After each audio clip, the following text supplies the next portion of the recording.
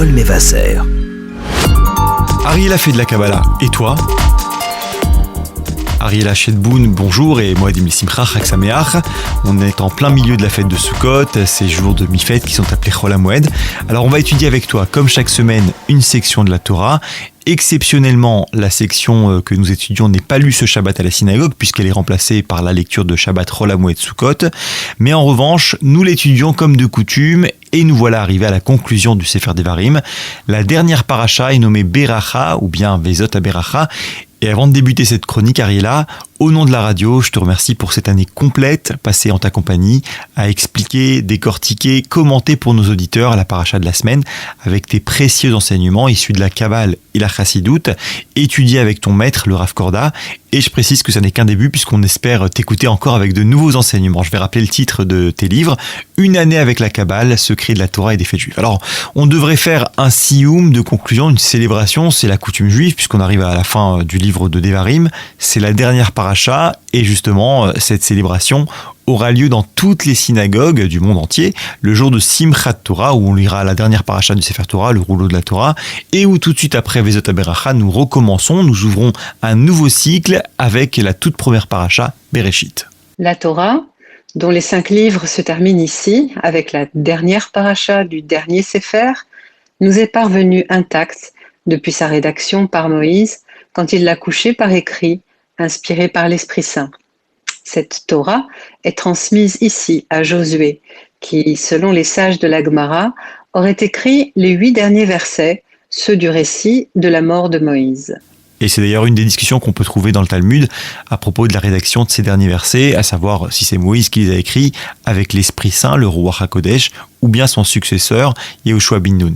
Dans Vezot HaBeracha, comme son nom l'indique, Moshe bénit les enfants d'Israël avant de rejoindre sa dernière demeure.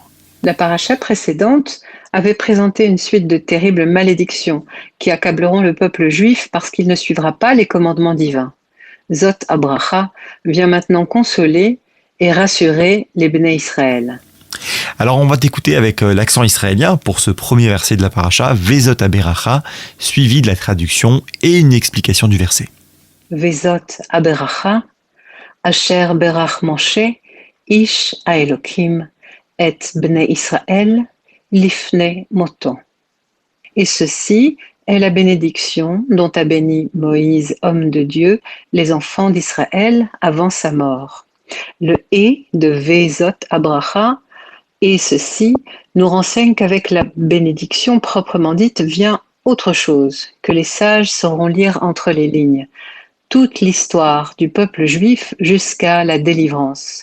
Une bénédiction qui porte aussi sur l'abondance de biens matériels afin d'être libre d'étudier la Torah et de la mettre en pratique, donc une bénédiction pour mériter le monde futur. Et c'est une bénédiction adressée à toutes les tribus d'Israël.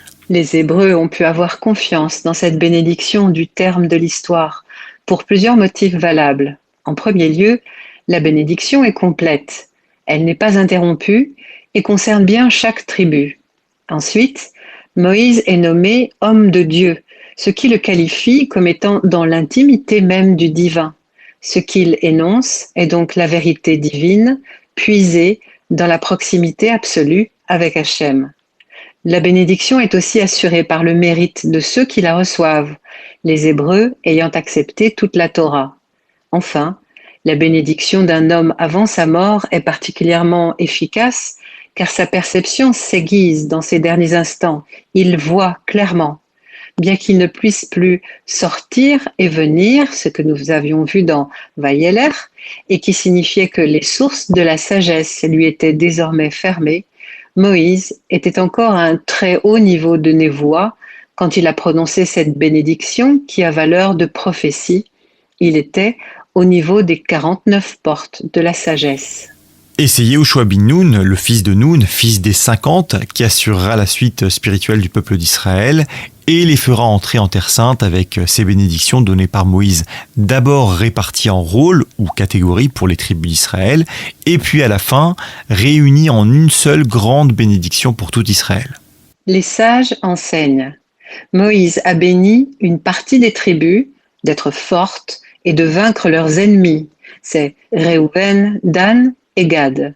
une autre partie pour posséder une terre fertile, Joseph, Zvouloun, Issachar, Naphtali et Asher, et une autre de servir Dieu, Joseph, Lévi et Benjamin. Ensuite, il les réunit toutes en une seule bénédiction pour montrer que les bénédictions précédentes ne dépendaient pas du déterminisme astrologique, mais de Dieu qui contrôle les cieux. C'est lui qui soutiendra Israël et lui enverra rapidement ses bénédictions. Cette paracha est donc celle de la bénédiction de Moïse et de la transmission de ses pouvoirs à son successeur Josué. Bénédiction aux 12 tribus d'Israël qui résonnent avec les bénédictions de Jacob à ses fils à l'heure de son trépas. Chacun se voit confirmé dans son rôle par rapport à son rang, à ses mérites et à la terre qu'il occupera en Eretz. Cette paracha est une bénédiction de bout en bout. Elle s'achève avec la description des événements qui entourent la mort et l'enterrement de Moshe Rabbeinu. Moïse délivre sa bénédiction pour renforcer le peuple hébreu et pour pouvoir le quitter. De tous les princes avant lui, Moïse est celui qui reçoit la névoua du plus haut niveau. Il voit d'une vision éclairée, sans parsa, sans le voile qui occulte Hatzilut depuis le monde de Bria. Les autres prophètes après lui verront avec ce que l'on appelle les vêtements de leur âme, nous dit le Rambam, c'est-à-dire avec leur sensibilité, celle qu'ils ont développée dans l'environnement culturel et affectif qu'ils ont connu. Ils voient les secrets révélés, habillés d'images en rapport avec leur inconscient, avec leur makif, des animaux, des chars, etc. Mais pas Moshe Rabbeinu qui, lui, voit avec une clarté parfaite. Sa Torah est une transmission intégrale, un enseignement transmis par émanation, Hatzilut. C'est-à-dire que l'enseignement de Moïse provient des plus hauts niveaux divins. Son enseignement, c'est la Torah telle qu'elle se trouve dans les cieux.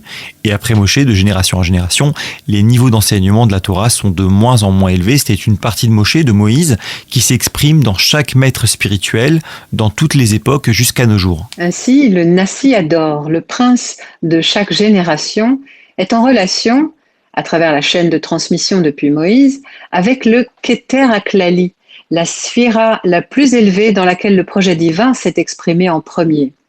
10 prophètes ont été appelés hommes de Dieu, mais le plus élevé d'entre tous, le seul qui ait connu Dieu face à face, est notre maître Moshe.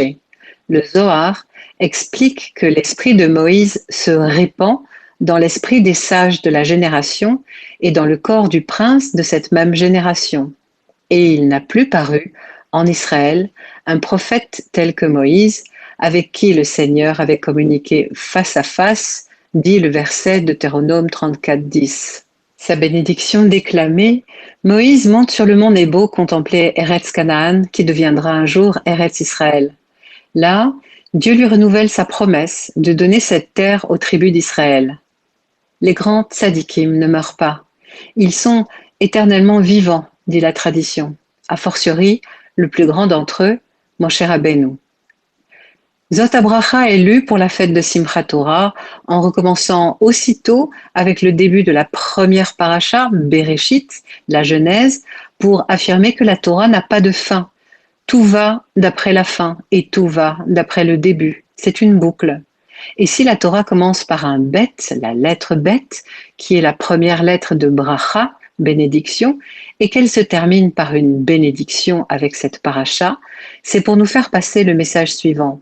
Dieu nous enjoint de poursuivre son œuvre de création en ajoutant nos actions bénéfiques à celles du Créateur. Tzadikim bemitatam nikrain chaim, les justes sont appelés vivants même après leur départ de ce monde, et c'est avec un baiser divin, bineshika, nous dit Rashi, que Hachem a repris l'âme de Moshe Rabbeinu.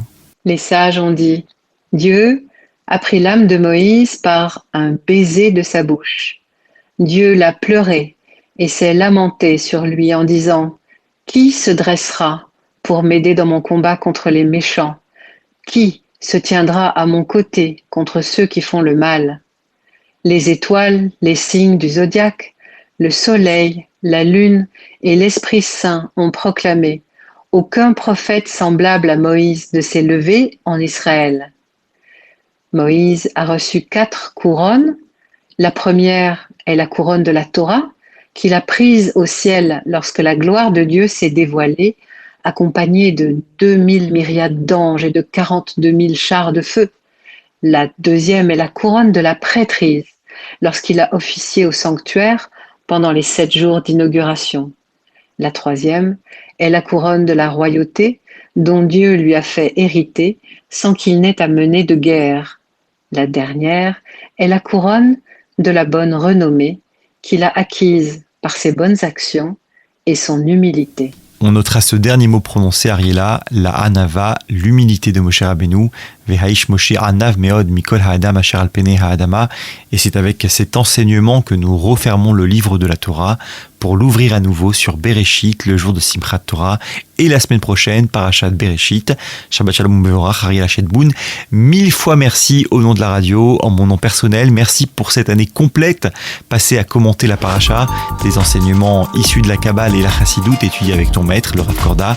Et on se retrouve très vite pour de nouveaux enseignements. Je rappelle le titre de tes livres, Une année avec la Kabbale, Secret de la Torah et des faits de Jules, à commander sur Amazon.fr. Shabbat Shalom.